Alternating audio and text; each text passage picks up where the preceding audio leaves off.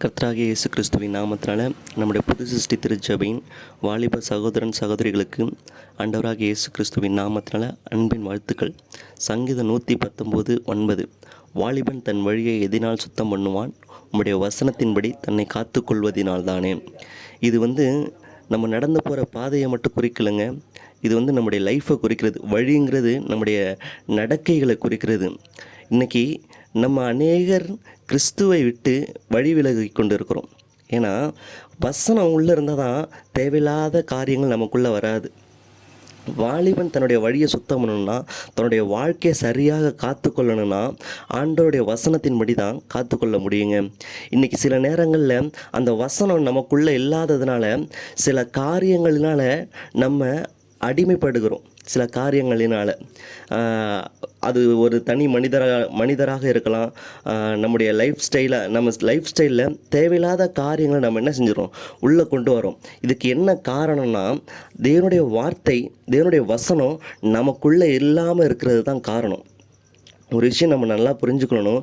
ஆண்டோடைய வார்த்தையின் மூலமாக தான் நம்முடைய வாழ்க்கையை அடுத்த நிலைக்கு கொண்டு போக முடியும். நம்முடைய லைஃப் ஸ்டைலை அடுத்த நிலைக்கு கொண்டு போக முடியும். சில நேரங்களில் ஆண்டோடைய வசனம் இல்லாததுனால தேவையில்லாத அநேக காரியங்களுக்கு நம்ம அடிமைகளாக இருக்கிறோம். வசனம் இருந்துச்சுன்னா தேவையில்லாத காரியங்கள் நமக்குள்ளே வராதுங்க. அப்படி வசனம் இருந்துச்சுன்னா நம்ம வாழ்க்கையில் அடுத்த நிலைக்கு கடந்து செல்கிறவர்களாக இருப்போம். அந்த வசனத்தின்படி தான் நம்ம வாழ்க்கை என்ன செய்ய முடியும், காத்து கொள்ள முடியும். அந்த வசனத்தின்படி தான் நம்முடைய வாழ்க்கையை காத்து கொள்ள முடியும். நம்முடைய வாழ்க்கை செழிப்பை நோக்கி பயணிக்க முடியும். செழிப்பை நோக்கி நம்ம பயணிக்கணும்னா தேவனுடைய வார்த்தை, தேவனுடைய வசனம் நமக்குள்ளே இருக்கணும். இந்த தேவனுடைய வசனம் நமக்குள்ளே இல்லாததுனால தான் சில நேரங்களில் தேவையற்ற அஃபெக்ஷனை நோக்கி நம்ம பயணிக்கிறோம். தேவையற்ற அஃபெக்ஷன் நமக்கு வாழ்க்கையில் வருது. தேவனுடைய வார்த்தை ஒரு மனுஷனுக்குள்ளே இருந்துச்சுன்னா, ஒரு வாலிபனுக்குள்ளே, ஒரு வாலிப சகோதரிக்குள்ளே இருந்துச்சுன்னா, தேவையில்லாத அஃபெக்ஷனை நம்ம நோக்கி என்ன செய்கிறதில்ல, பயணிக்க முடியாது. ஏன்னா அந்த வசனம் இருந்துச்சுன்னா நம்மளை காத்துக்கொள்ளும். நம்ம இருதயத்தை என்ன செய்யும், காத்துக்கொள்ளும். நம்ம இருதயத்தை காத்துக்கொள்ளும்.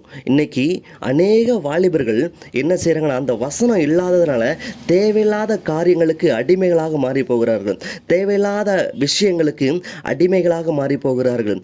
தேவையில்லாத சந்தோஷத்திற்காக, நம்ம ஒரு நிமிஷம் கிடைக்கிற சந்தோஷத்திற்காக நம்ம என்ன செய்கிறோம், அடிமைகளாய் மாறி போகிறோம். இதுவே இந்த வசனம் ஒரு மனிதனுக்குள்ளே, ஒரு வாலிபனுக்குள்ளே, ஒரு வாலிப சகோதரிக்குள்ளே இருந்துச்சுன்னா தேவையில்லாத அஃபெக்ஷனை நோக்கி அவன் பயணிக்க மாட்டான். ஏன்னா அந்த வசனம் அவனை தற்காத்து கொள்ளும், அவனை பாதுகாத்து கொள்ளும், அவனை வழி நடத்தும். புரியுதுங்களா? ஆண்டோடைய வசனம் ஒரு வாலிபன் சகோதரிக்குள்ளே இருந்துச்சுன்னா தேவையில்லாத காரியங்களில் அவன் ஈடுபடவே மாட்டான். நம்முடைய சபையில் இருக்கிற வாலிபர்கள் எல்லாரும் கிறிஸ்துவுக்காக வாழ்கிறவர்களாக இருக்கணும். தேவையில்லாத அநேக நபர்களை நம்பி என்ன செய்கிறாதீங்க, வாழ்க்கையை இழந்துடாதீங்க.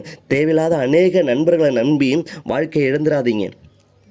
தேவன் உங்களுடைய வாழ்க்கையில் கிரியை செய்கிறவராக இருக்கிறார். தேவன் உங்களுடைய வாழ்க்கையில் அற்புதத்தை செய்கிறவராக இருக்கிறார்.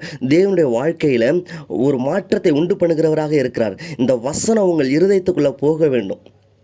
தேவனுடைய வார்த்தை, இந்த வசனம் உங்கள் இருதயத்துக்குள்ளே போக வேண்டும். புரியுதுங்களா? இந்த வசனத்தை அனுதினமும் தியானிக்க ஆரம்பிங்க. அனுதினமும் இந்த வசனத்தை உங்கள் இருதயத்தில் ஒவ்வொரு நாளும் ஒவ்வொரு வசனத்தை உங்கள் இருதயத்தில் போட்டுக்கொள்ளுங்க. புரியுதுங்களா? இந்த இருதயத்தில் போட்டுக்கொண்டு அதை தியானிக்கும் போது உங்களுடைய வாழ்க்கையின் நிலைமை மாறும். இன்றைக்கி நம்முடைய குடும்பங்களின் நிலைமை மாறாமல் இருப்பதற்கு காரணம் நம்ம வாலிபர்களாக இருக்கிற நம்ம தான் காரணம். நம்முடைய வழியை, நம்முடைய லைஃப்பை, நம்முடைய நடக்கைகளை நம்ம காத்து கொண்டோம் என்றால் அது எப்படி காத்து கொள்ள முடியும்னா, தேவனுடைய வார்த்தையினால் தான் காத்துக்கொள்ள முடியும். புரிந்து கொள்ளுங்கள், சரியாக புரிந்து கொள்ளுங்கள். தேவனுடைய வார்த்தை இல்லாமல் நம்ம எந்த ஒரு காரியத்தை செயல்படுத்தவே முடியாது. தேவனுடைய வார்த்தை இல்லாமல் நம்முடைய வாழ்க்கையை நம்ம என்ன பண்ண முடியாதுன்னா அடுத்த நிலைக்கு கொண்டு போக முடியாது. தேவனுடைய வசனம் இல்லாமல், தேவனுடைய வார்த்தை இல்லாமல் நம்முடைய லைஃப்பை அடுத்த நிலைக்கு கொண்டு போக முடியாது. இந்த வசனம் இல்லாததுனால அநேக காரியங்களுக்கு, தேவையில்லாத விஷயங்களுக்கு நம்ம அடிமைகளாக மாறி போகிறோம்.